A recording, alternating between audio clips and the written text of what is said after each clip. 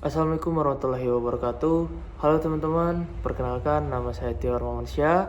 Saya dari kelompok 3 yang beranggotakan 4 orang. Yang pertama saya Tio Armawansyah, yang kedua Muhammad Islah, yang ketiga Nadia R, dan yang keempat Debbie Dwi Utami. Pada video kali ini, saya dan rekan-rekan saya akan menjelaskan tentang pembayaran digital. Untuk penjelasan yang pertama, yaitu pendahuluan yang berisikan latar belakang topik dan pentingnya sistem pembayaran digital dalam ekonomi modern. Tanpa berlama-lama lagi, saya akan menjelaskan bagian yang pertama. Apa sih sistem pembayaran digital? Sistem pembayaran digital adalah metode transaksi yang menggunakan teknologi elektronik tanpa uang tunai. Perkembangan teknologi dan internet membuat pembayaran digital semakin penting dalam kehidupan sehari-hari. Kenapa ini penting? Di era sekarang, masyarakat mulai beralih dari uang tunai ke sistem pembayaran digital karena lebih cepat, praktis, dan aman. Hal ini juga didukung oleh perkembangan fintech serta kebijakan dari Bank Indonesia dan OJK. Untuk selanjutnya, yaitu konsep sistem pembayaran digital akan dijelaskan oleh rekan saya. Kita sekarang masuk ke konsep sistem pembayaran digital. Nah, sistem pembayaran digital sendiri, kalau kalian kurang tahu, yaitu berupa mekanisme pemindahan dana secara elektronik menggunakan perangkat seperti HP, kartu, ataupun internet banking sendiri. Nah, yang pertama kita masuk ke contohnya. Nah, e-wallet. E-wallet sendiri yaitu berupa aplikasi untuk menyimpan uang secara digital dalam HP kita sendiri. Nah, e-wallet ini sering kita pakai untuk kehidupan sehari-hari kita untuk menggantikan kita cara membayar dengan memakai uang tunai itu sendiri dan juga bisa dilakukan dari tempat langsung secara canggih. Nah, lalu untuk mobile banking dan QRIS. Mobile banking sendiri ini layanan dari bank yang bisa diakses melalui HP kita sendiri. Sementara QRIS dia itu berupa pembayaran dari barcode yang sering kita lihat di berbagai tempat kayak restoran ataupun tempat penjualan lainnya. Dia itu bisa dipakai untuk pembayaran melalui semua aplikasi, hampir semua ya, dari e-wallet, market online, dan mobile banking sendiri. Nah, cara kerjanya mereka ini hampir sama, tapi mereka ini berupa beda hal. Karena mobile banking itu kayak dia itu transfer uang ke teman, aplikasi bank kayak BCA Mobile atau BRI MO tanpa ke ATM itu. Nah, sementara QRIS sendiri dia ini kita kayak makan di suatu tempat. Nah, kalau kita lupa bawa uang kertas itu sendiri atau malas mau ngambil uang itu, kita bisa aja memakai HP kita lalu untuk scan barcode itu untuk membayar secara langsung dengan uang online itu sendiri. Oke, lalu di sini kita memiliki jenis-jenis sistem pembayaran. Jenis-jenis sistem pembayaran sendiri ini dia itu ada berupa e-wallet, mobile banking, lalu QR code. Tapi ini ada lagi yang berupa internet banking dan juga kartu elektronik sendiri yang berupa debit ataupun kredit. Nah, e-wallet sendiri dia ini dipakai untuk kehidupan sehari-hari kayak biasanya. Mobile banking juga kalian sudah tahu gimana mobile banking dan QR code tadi cara kerjanya. Dan untuk internet banking sendiri, dia ini nggak dari HP atau dari aplikasi, dia ini tersambungnya aksesnya itu berupa websitenya dari itu sendiri yang kalian bisa temuin di dalam Google kayak gitu.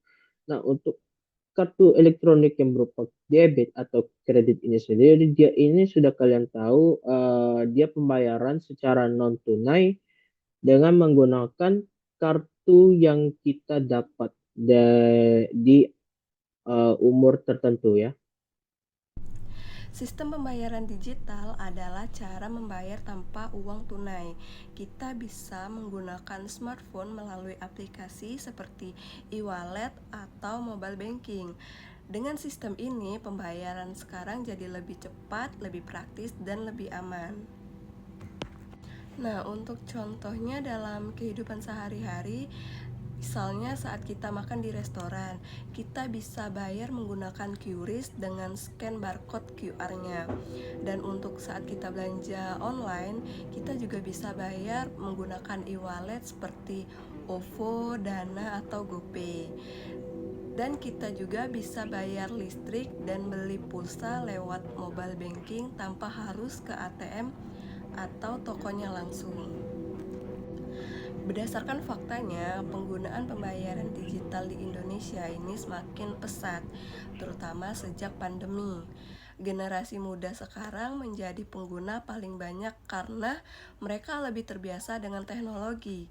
Selain itu, QRIS sekarang sudah menjadi standar nasional, jadi bisa dipakai di banyak tempat. Jadi, sistem pembayaran digital sangat membantu kita dalam kehidupan sehari-hari karena lebih mudah, lebih cepat, dan lebih efisien. Pada bagian analisis ini, kita membahas manfaat, tantangan, dan dampak e-wallet terhadap ekonomi. Pertama, dari sisi manfaat, e-wallet memberikan kemudahan karena transaksi menjadi lebih praktis dan cepat. Kita tidak perlu membawa uang tunai, cukup menggunakan smartphone. Selain itu, e-wallet juga mengurangi penggunaan uang cash, sehingga lebih aman dan efisien. Kemudian, e-wallet sangat membantu dalam transaksi online, seperti belanja di marketplace, belanja di UMKM, melakukan pembayaran layanan digital, semua bisa dilakukan hanya dalam beberapa klik. Manfaat lainnya adalah transparansi. Setiap transaksi itu tercatat secara otomatis sehingga pengguna bisa memantau pengeluaran dengan lebih mudah dan terkontrol. Namun, di balik manfaat tersebut ada juga beberapa tantangan. Salah satunya adalah risiko keamanan, seperti penipuan atau hacking. Jika pengguna tidak berhati-hati, data atau saldo mereka bisa disalahgunakan. Selain itu, e-wallet sangat bergantung pada koneksi internet. Jika bermasalah, transaksi itu bisa terhambat.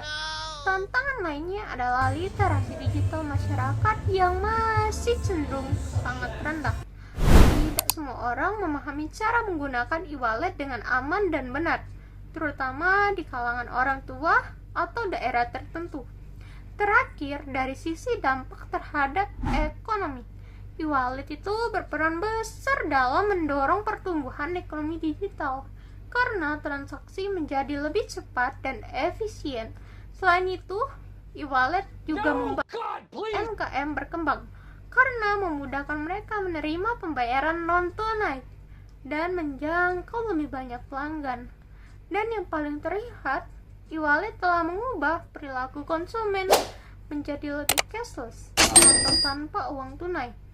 Masyarakat sekarang lebih terbiasa melakukan pembayaran secara digital dibandingkan menggunakan uang fisik. Kesimpulannya, e-wallet memberikan banyak manfaat dan peluang, tetapi tetap perlu diimbangi dengan kesadaran, keamanan, dan peningkatan literasi digital agar penggunaannya lebih optimal. Selamat berjuang. Tidak terasa teman-teman, kita udah di penghujung video. Pada bagian penutup ini saya akan menjelaskan kesimpulan dan pesan edukatif.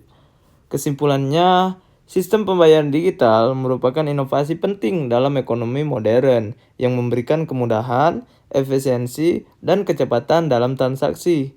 Pesan edukatifnya, masyarakat harus bijak menggunakan pembayaran digital, menjaga keamanan akun, dan meningkatkan literasi digital agar terhindar dari resiko.